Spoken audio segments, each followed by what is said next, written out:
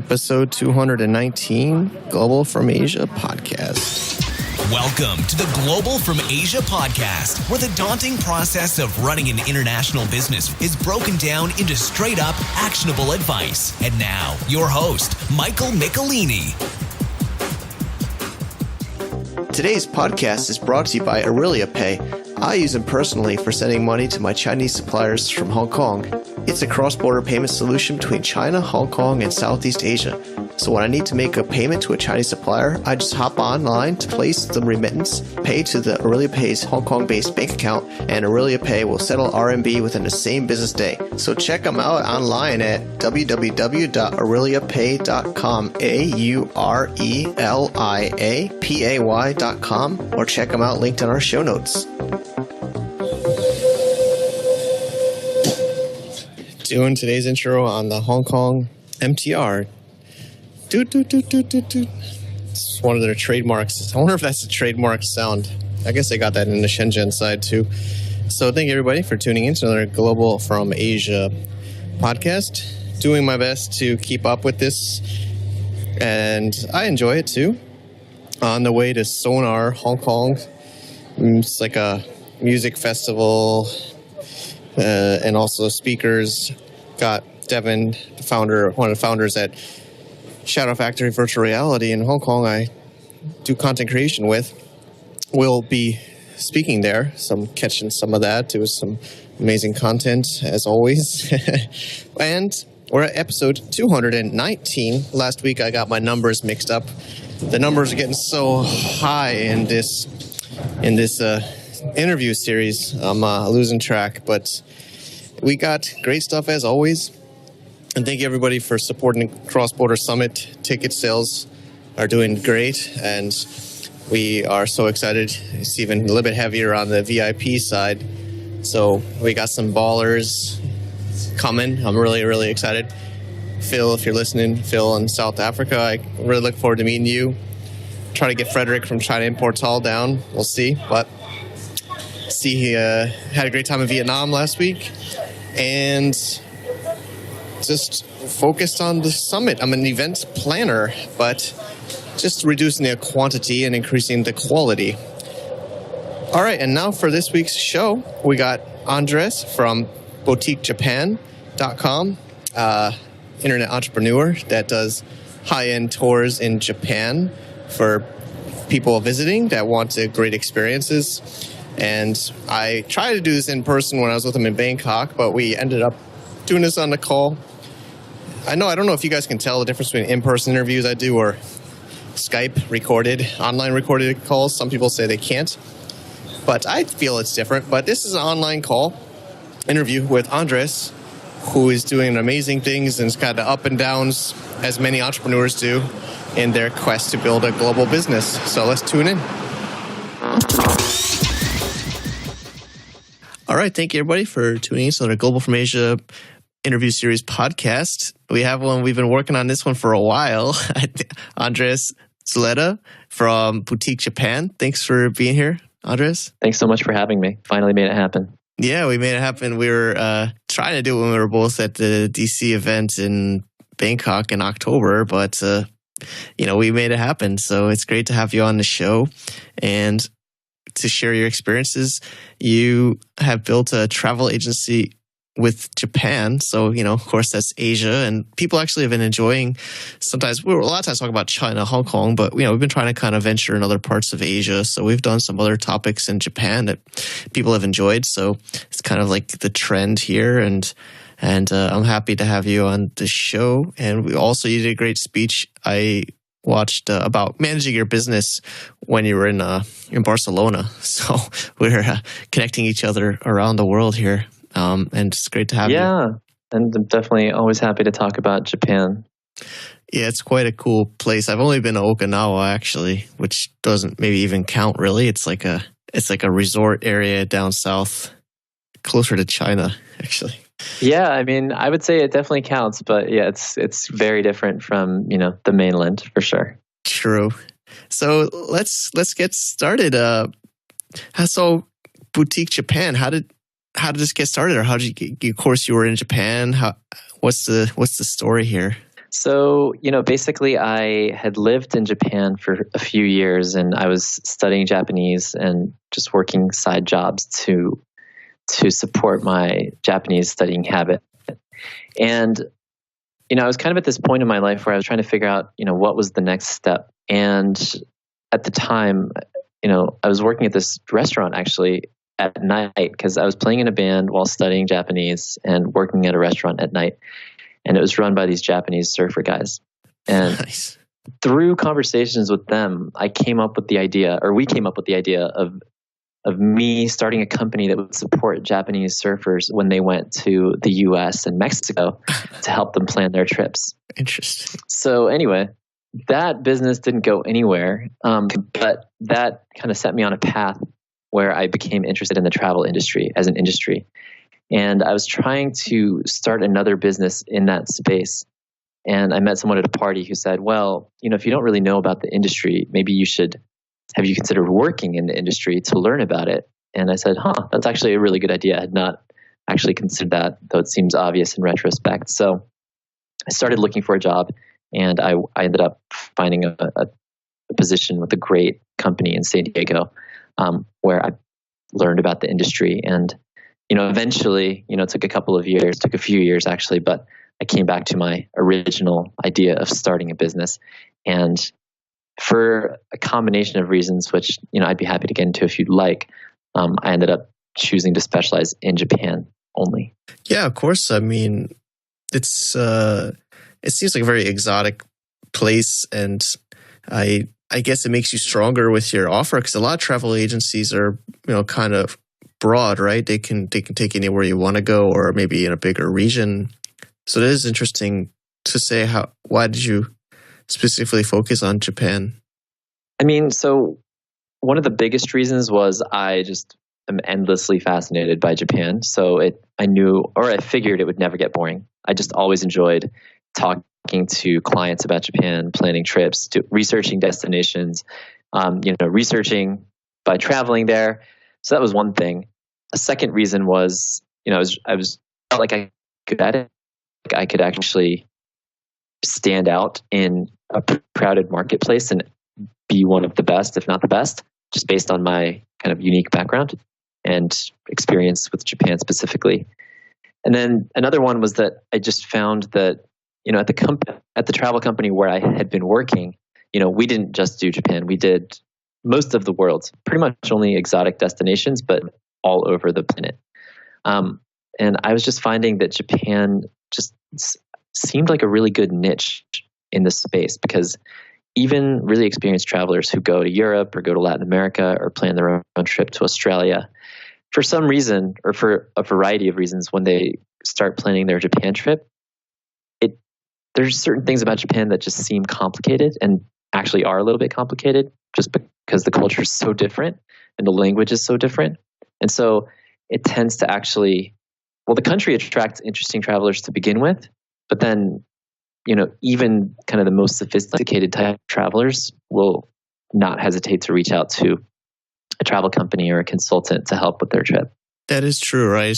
It's definitely harder for people to do it yourself if you've never been to Japan or other parts of Asia. Plus, it seems like when I think Japan, I think expensive in my mind, right? So I feel if you're planning to travel there, you probably have a bigger budget and you're expecting to pay more anyway, right? So yeah, I forgot to mention that. That was also definitely a factor. Was, I always tell the story that I had this coworker at my old company, and she was an amazing salesperson, and the two of us were always the top two in terms of sales.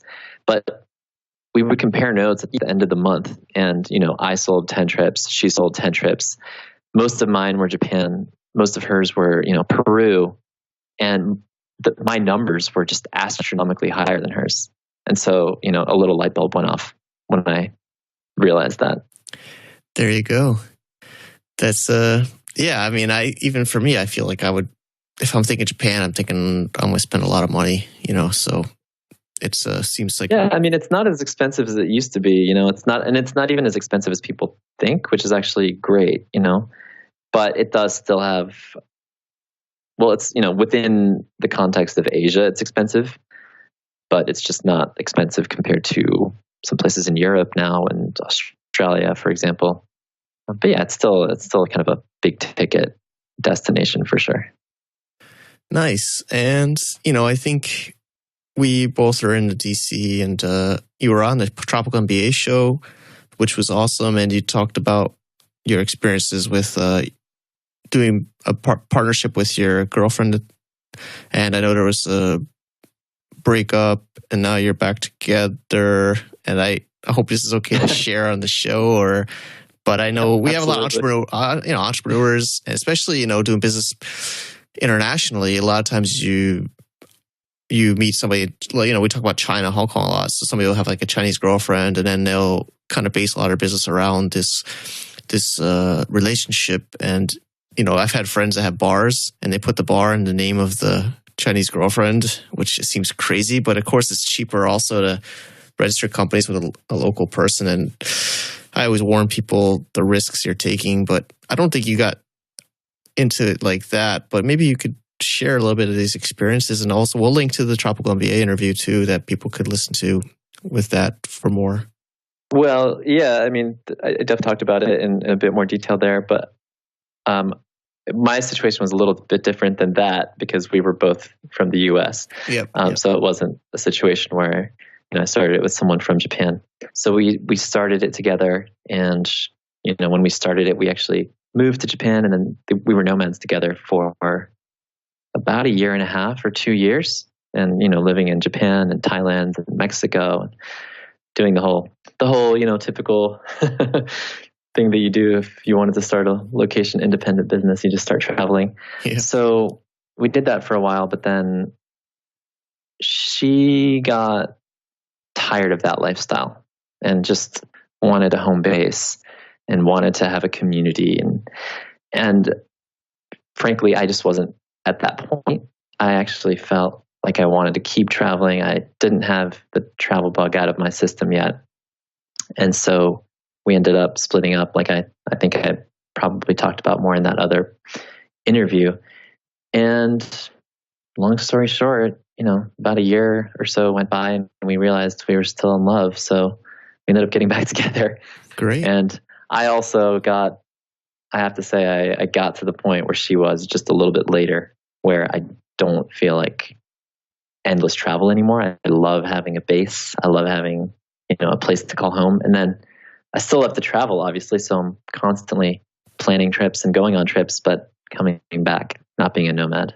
True. I think a lot of us go through that phase. I think it might be a mix of age and maturity maybe, or, kind of getting out of your system. But yeah, I think a lot of us are in the same boat. And to have a base is important. And well, I'm glad you guys are back together. And it's always a risk, right, to do business with. My wife helps me a lot in my business here, Global from Asia, and she's always been supportive of various ventures I've been in. So it's good, but it's also, I think listeners should also, weigh the pros and cons of doing business with your with a romantic relationship. I think, right? It could be risky. It could be. Yeah, it definitely could be. I mean, I would say I don't think I would have done anything differently necessarily, but one pro of the fact that we now, have kind of complementary lives is that we're not talking about clients in our free time. Okay. Yeah. So yeah, I mean, I'm definitely not against, the idea of couples starting businesses. I think it can work really well, but there's definitely pros and cons for sure. I think, yeah, of course, this could be a whole show, multiple shows in itself. But my quick feedback or tip is at least try to break it up by departments in a way. I think with my wife and I, we have clear. It's also pretty clear. She helps on a more China side, and I help more on the international side. Or at least in any business, I think having people with their clear roles, so there's not as much overlap on a regular basis with decisions and other parts could make it a little bit easier too. And so let's move to the next point. And so obviously you're not Japanese, and you did this business kind of based on Japan. So how was it to kind of deal with the culture there and management styles with local people you're working with? Well, I'm familiar with the culture based on years of having lived there, and then years of having gone back and forth, and then before that, years of having studied the culture and the language. So I have a sense of just how best to interact with people when I'm in Japan, to kind of have the most ideal outcomes. That was a really kind of vague way of saying it, but I guess that's almost like a Japanese way of kind of phrasing things. So I haven't found it difficult. I think, the key to doing business in Japan for me is to really just always be aware of your surroundings and just context. And, definitely just being respectful is extremely helpful. But, I don't find as a foreigner that I'm subjected to kind of the same etiquette requirements that Japanese people are subjected to. And I definitely find that to be an advantage, because I think if they were treating me as a Japanese person, it would be very different. So I'm seen as kind of an outsider, but there's a respect there. They realize that I know what I'm talking about, and I speak the language, and I have a good understanding of the culture. So that's very helpful. But I think that one of the things that I realized after living in Japan for 2 years was that I was never going to be Japanese. And that was, a huge disappointment to me at the time, because I thought that the more I studied the Japanese language, I thought eventually, people would kind of start to look at me and say like, oh, you're kind of like one of us, which never happened, as fluent as I got. So that outsider status I find a little bit liberating, so that when I go to conferences in Japan or when I meet with suppliers in Japan, I'm not trying necessarily to conform to, try to pretend like I'm Japanese doing business in Japan. Yeah. I really just come in kind of like as a proud but humble and respectful outsider, if that makes sense. I feel similarities. Well, I guess, China, maybe it's Asia business in general, but I feel similar with you here in China, that there'll always be a foreigner, no matter you're married here, you have kids here, you speak the language here, it's just similar. And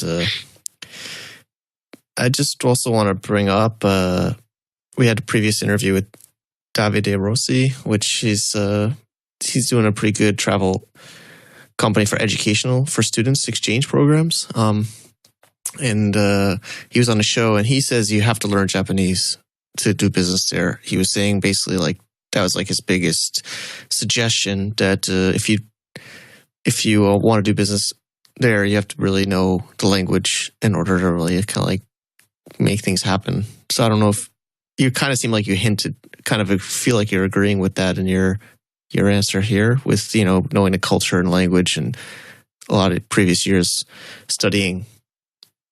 I'm not sure. I'm not actually sure if I agree with that, but I'm not sure I disagree with it. It's hard for me to say because I do speak Japanese, so I haven't had the experience of trying to business without speaking Japanese. But I will say that I feel like a lot of this business could be done just in English. I think it's more like the cultural norms and knowing when to ask for things and how to ask for things that is maybe even more helpful. But I don't know. Maybe for the tiebreaker, you can ask Chris from Tokyo Chipo. Okay. If he thinks that you need to. I mean, obviously it's beneficial. I wouldn't want to go into a meeting and try to do business in Japan and feel like I don't speak a lick of Japanese. But it's not something that while I definitely use Japanese, it doesn't feel like an everyday essential necessarily, because most of our communications are taking place with clients, rather than people in Japan. Makes sense. Yeah, I mean, honestly, I have to still admit well, for me in China, my Chinese still isn't that good as I want it to be. But I think it also depends on what your customer base is, right? If you're selling to foreigners or doing business with English-speaking people, and more like the China side or Japan side for you would be more the local side. It might be a little bit easier to not speak the language because you're the customer instead of like the sales. But I think if you're trying to sell to someone in that culture, it's pretty hard to sell if you don't speak the language. But then again, it also depends on the industry. Like, I think it's similar in Japan, but in China, education, Chinese love to learn from foreigners. So, you don't have to speak Chinese to sell, English training or teach our services to Chinese. But so I guess it depends on the industry too, and what kind of position you are in the business. Yeah, I know. For example, so I don't have my information wrong, but I believe there's a guy in Brooklyn who has a company, and they sell tea, Japanese tea, like pretty high end, kind of rare Japanese tea, which is really trendy and I think an interesting niche, and people pay a lot of money for it. Cool. And my understanding from just reading about his story is that he's just started learning Japanese now. So he's had this business and he's had these connections in the tea world in Japan, but more based on a mutual appreciation and a deep knowledge of the tea, maybe. And I'm guessing I have no idea. Maybe he goes with interpreters, but I saw him post on social media one time a few months ago.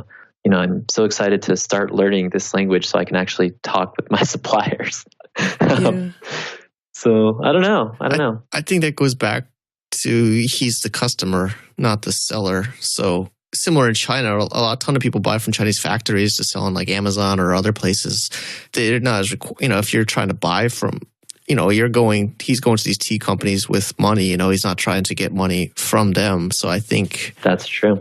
I think that's the bigger difference. Tons of people come to China to buy from factories, and there's so many of them, most of them don't speak Chinese because obviously, Japanese also is a very complex language, so they don't expect you to. But I think if you're trying to sell to these people, it's more required to be able to communicate with them.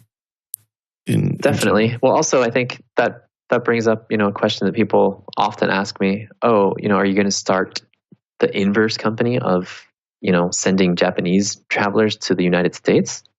And to that hypothetical question that I get asked quite a bit is no, because it's a completely different type of clientele. It's true.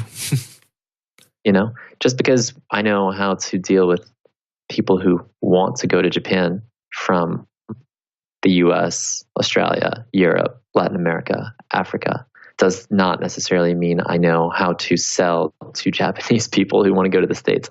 Also, as a side note, I don't really know about the States as a destination, just because I've lived here for so many years and been to a lot of places in the country doesn't mean I actually know how to quote unquote sell it. So yeah. I agree. Similar with me. People think you're in this country, in a certain place, and you can go both ways. There's always that even what we talk about here to show cross-border import-export. But yeah, it's to sell, at least we've been hinting towards in the show, like to sell to someone, you have to know them really well. And it's a little bit easier to be a buyer than a seller. To be a buyer, you of course got to know what you're buying, but to sell, I think you have to really more deeply understand and understand them more than being the customer. But yeah, and in a very different way, because even if I know how to interact with Japanese people on a daily basis, and I guess you could say as a buyer, I don't necessarily know what makes a Japanese traveler tick, because I've never served that customer base. So I have really no idea. I won't speak too much for Japan, but I think it might be similar. I think you might have to, a lot of times with Chinese sales, you have to meet them face to face, sell at events, host events, drink with them. It's not as bad as it used to be, but I'm not sure about. I have a feeling Japan might somewhat be similar depending on the industry. But no, it is similar for sure. Yeah, so people got to take that in mind. I think A lot of FaceTime, more FaceTime than that's the nice thing about online business with the West. Westerners are much more easy to just buy online and read the information that's there without having to do too much high touch. Of course, there is still, but I think usually in Asia business, at least for China, is a little bit more. Of course, if it's B2C, but if it's a little bit higher or a smaller B2C amount, but if it's a B2B or higher ticket value B2C, they need to have much more touch points, I guess is the word. Yeah, I understand. So, we like to talk about company structure on the show. People always are curious. So I guess you're selling internationally, so your company structure doesn't have to be.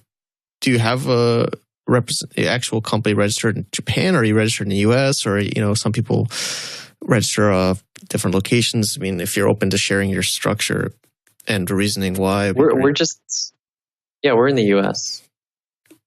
Cool. So that's we're US LLC.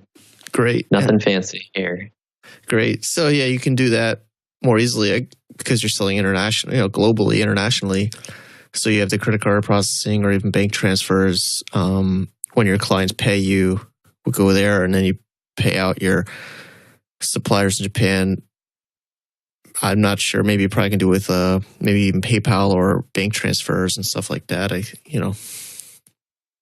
Exactly. Some of them take PayPal. Some of them, for sure, do a lot of wire transfers also. Yeah. Some of them accept credit cards. Of course, we work with some big hotels that are pretty easy to deal with. But we also work with some guides who aren't necessarily business savvy. They're just really good at their jobs. They're experts in a certain field, but they don't have, a sophisticated business setup. So when we're lucky, they have PayPal, but sometimes we'll have to send, a wire transfer where the fees are 25% of the they kill you. Cost of the service. Yeah, they kill you here. But there are, I don't know about Japan specifically, but even we have some sponsors on the show, like just to plug Aurelia Pay. They, I'm not sure if they handle Japan, but there's these cross-border payments, kind of like TransferWise and others that people use to at least try to reduce. Yeah, TransferWise is on our radar, but TransferWise is good. I don't know the other one you mentioned. It's Aurelia Pay. It's more specialized in Southeast Asia and China. It's a newer startup. They're sponsoring the show, so I use them for paying into China from, like, say, Hong Kong. They don't have a U.S. representation, so you might not be able to use them. They mostly help cross-border payments between Asia, Southeast Asia. I'm not sure if they support Japanese yen, but the idea is you can pay people in Vietnam or Philippines or China from, like, say, Hong Kong, or the inverse too. So it just kind of reduces all these bank fees and these hidden exchange rates that are horrible rates compared to the market. So there's definitely opportunities. Absolutely. Yeah, I mean, international business, these banks just really get to rip us off. It's crazy. It's crazy. I had to make a payment the other day, and I was about to hit submit, and then I was just looking at the rate and thinking, I don't think that the recipient is going to want to receive this amount of money. So I had to go back to the recipient and say, hey, maybe we should try this other way. We ended up doing TransferWise instead. Oh, cool. And saved, a bit of money. Took a little bit longer, but I think it was worth it because, it's crazy how much, how much less they were going to receive. Really crazy. Or sometimes you can send either you can batch it, so you can take a whole bunch of payments and send it like once a month or twice a month, or you could even give them a credit, sometimes reduce depending on the size of the transactions. But yeah, I mean, this is where these banks make the most on international business. So hopefully there's more startups and solutions people can find. So nice. Yeah, man. It's a big cost. It's definitely a big cost of the business for sure. But yeah, just to kind of reflect on your structure. Yeah, I mean, I think people can get away with a U.S. company for international business.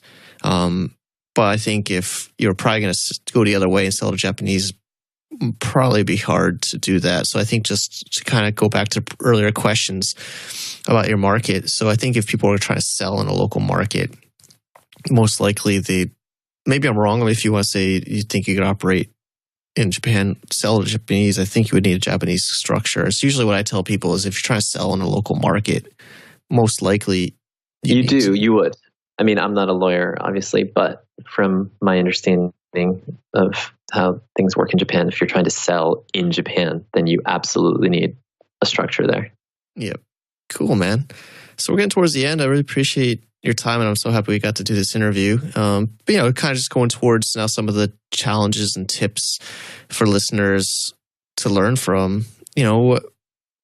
What were some of the stumbling blocks that you found? I mean, it seems like you spent quite a few years learning the industry and learning the market and finding your angle, which paid off, which we're happy to hear. What were some challenges that you could say that you faced? Well, I think one of the ongoing challenges has been keeping up with demand. And I think it's just a case of maybe right time, right place. But Japan has just gotten so popular over the last few years that we literally haven't been able to keep up with demand. That's a good problem. That's what people say. That's what everyone says. I don't find it to be a satisfying problem whatsoever. But hiring has been difficult, not because we've had bad hires. Everyone that we've brought on has been great. So it's just a matter of how difficult I've found it to onboard people. And just, I guess, maybe it's just me. Maybe I'm a perfectionist, or maybe I'm slow at hiring, or maybe I'm a slow trainer, or maybe it's just a really detail-oriented job and we're kind of obsessive. But anyway, I would say that's been the biggest challenge, is just keeping up. We're a team of, including part-time contractors, there's 8 of us right now. Nice. And we should be like 10 or 12 probably, but it's just so time-consuming to, really go out and find a great person and then train them. Yeah. And so I haven't cracked that code yet. I feel like I wear less hats than I did on day one. When I basically did almost everything, in a sense, had my hands in every department. Now, I've delegated so many hats, so many departments, but that's still the biggest challenge, I would say. True. So I think to boil it down, I think, management, managing people is really challenging everywhere. And I know I've even learned some from some of your talks, but yeah, I mean, standardizing is, DC also, everybody loves these SOPs and stuff, but you also seem to have really good systems in place, which does help, but even still, it's still dealing with other human beings. So I sound bad, but training, getting that information from your brain to another brain and to deal with all these different questions, and if this, then that kind of choices is definitely a challenge. And I think it's fair to say, I think it takes 6 months, I think, for somebody to usually get fully up to speed. I don't know if you'd agree with that, but it's, in my experience, it's maybe in a month or two, but really I think to actually be able to run stuff without too much involvement, it does take quite some time. I think so. Yeah, I think it takes a really long time.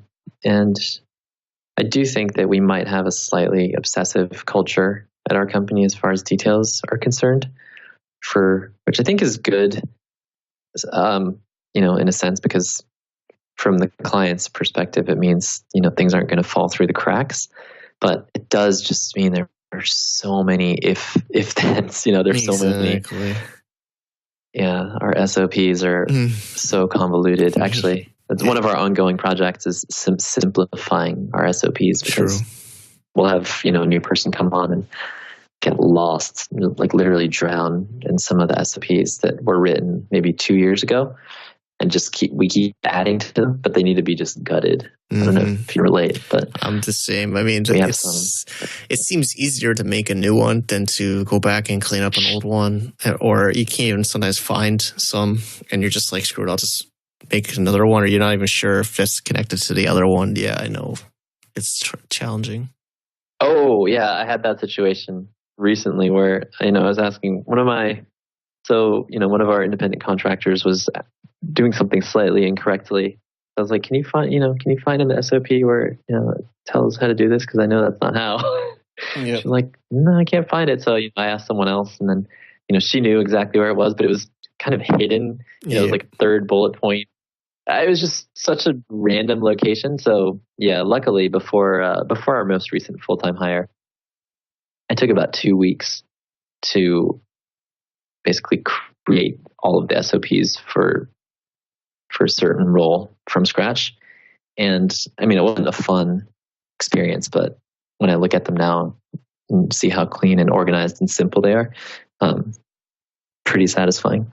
True. So yeah, it's interesting. I think, when I started out, I thought more detail was better, but now I realize that it's just having like the right details, and then, where to place now with enough people where certain knowledge doesn't necessarily have to be written in an SOP. Certain knowledge is actually just conveyed from human to human, Yeah.